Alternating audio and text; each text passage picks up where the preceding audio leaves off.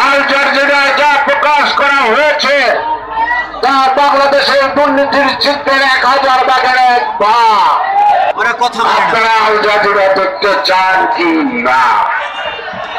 আমি তো Al Jazeera কখনো দেখতে চাই নাই, এখন আমাদের দেখতে হচ্ছে কেন?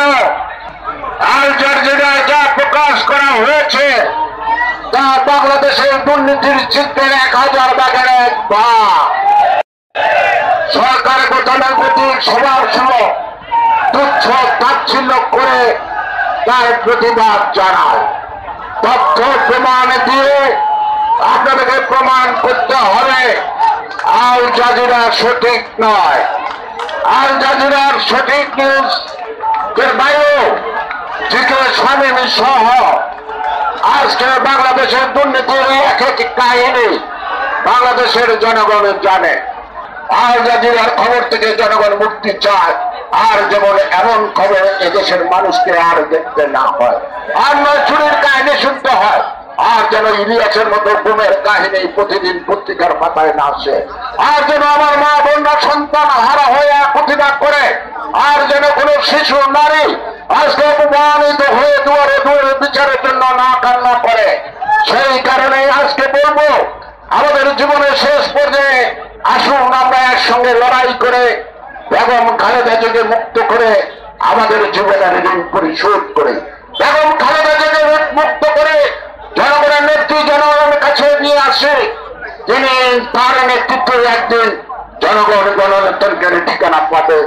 এই দেশে সুষ্ঠু এবং অবাধ নির্বাচনের মধ্যে দিয়ে জনপ্রতিনিধিত্ব সরকার গঠন করাই একমাত্র লক্ষ্য হওয়া আজকে আমাদের।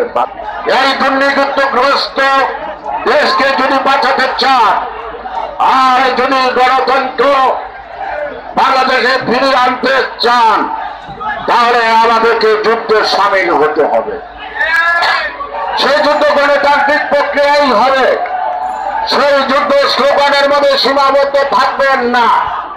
সেই যুদ্ধ শুধু আমরা নিজেদের অবস্থান তুলে ধরার চেষ্টা না করে দেশের স্বার্থে, গণতন্ত্রের স্বার্থে বেগম খালেদা জিয়াকে বন্দী থেকে মুক্ত করতে হবে। খালেদা জিয়া মুক্ত হলে গণতন্ত্রের মুক্তির একটি পথ সূচনা হয়।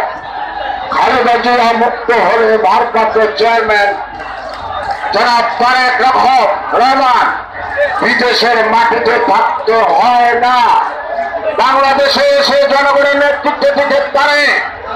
সেই কারণেই বলছি, আজকে আমরা বারবার বলছি সিদ্ধান্ত নিতে হবে, বারবার বলছি আমরা আন্দোলন সংগ্রাম করবো, রাজপথ ছাড়বে না। আমাদের কথা বলার মধ্যে সীমাবদ্ধ থাকবে।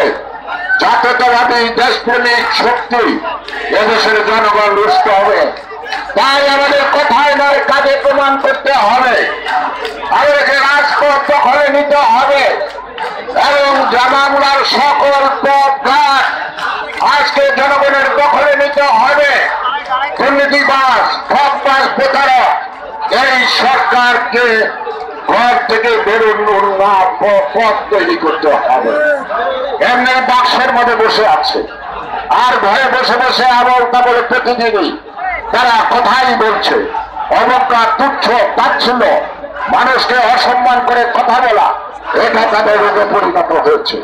কারণ জনগণের ভোট যাদের দরকার হয় না, জনগণের সমর্থন যাদের দরকার হয় না, তাদের মধ্যে থেকে এইটাই মানানসই কথা।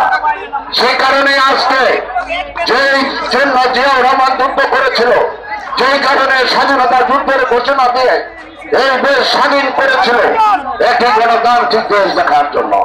সেই গণতান্ত্রিক দেশ জিয়ার সৈনিক হিসেবে, সেই গণতান্ত্রিক দেশ আমরা খালেদা জিয়ার অনুসারী হিসেবে, সেই গণতান্ত্রিক দেশ আমরা তারেক রহমানের সহকর্মী হিসেবে আমাদের দায়িত্ব জনগণের পাশে থেকে জনগণের অধিকার ফিরিয়ে আনা। তারপরে কেন বেগম খালেদা জিয়াকে কারাগারে দেওয়া হলো?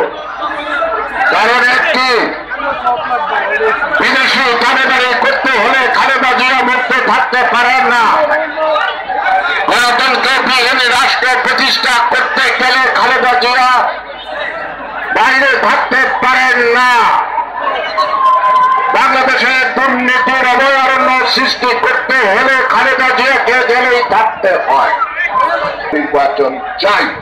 সবাইকে ধন্যবাদ।